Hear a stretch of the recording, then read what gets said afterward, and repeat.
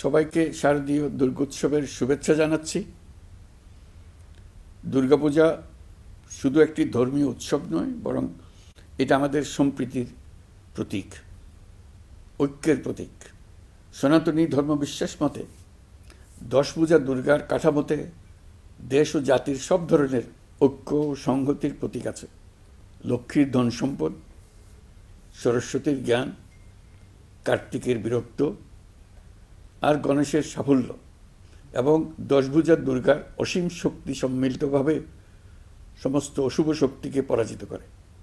এর মধ্যেই ঐক্যবদ্ধ জাতির চিত্র আছে।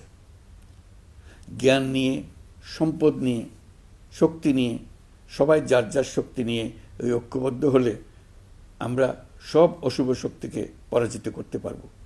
কারো সাধ্য নাই আমাদের দমিয়ে রাখার।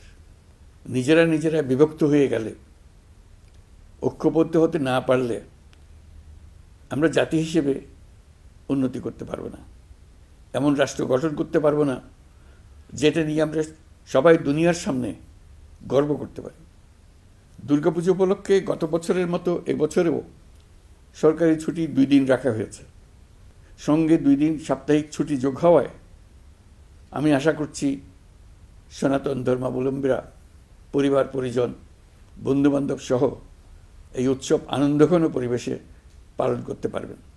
দুর্গাপূজা ঘিরে কোনো ধরনের দুর্ঘটনা যাতে না হয়, নাশকতার মাধ্যমে কেউ যাতে কোনো আতঙ্ক সৃষ্টি বা উৎসবের বিঘ্ন ঘটাতে না পারে, সেই জন্য সরকার, রাজনৈতিক দলসহ সমাজের সর্বস্তরের মানুষ বিশেষভাবে তৎপর রয়েছে। সবাই মিলে চেষ্টা করছে যেন একটা নিখুঁত দুর্গাপূজা অনুষ্ঠিত হয়।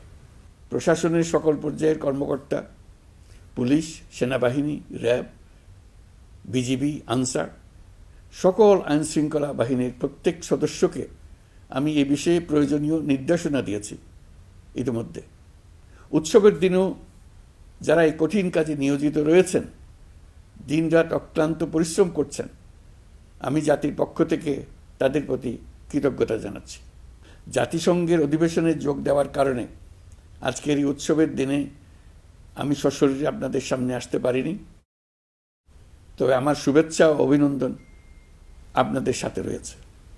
জুলাই গণ অভ্যুত্থানের মধ্য দিয়ে আমরা বৈষম্য ও দুর্নীতিমুক্ত একটি সমৃদ্ধ দেশ গড়ার যে অগ্রযাত্রা শুরু করেছি, তার সফল বাস্তবায়ন করতে হলে ধর্ম, বর্ণ, ভেদাভেদ ভুলে সকলকে একযোগে কাজ করতে হবে। সকল অশুভ, অন্যায় আর অন্ধকারকে পরাজিত করে ঐক্য সম্প্রীতির জয় হবে। বাংলাদেশ এগিয়ে যাবে কল্যাণ ও সমৃদ্ধির পথে। সৃষ্টিকর্তার কাছে এই প্রার্থনা করি। সবাইকে আবারও শারদীয় দুর্গোৎসবের শুভেচ্ছা জানাচ্ছি। মহান সৃষ্টিকর্তা আমাদের সহায় হন।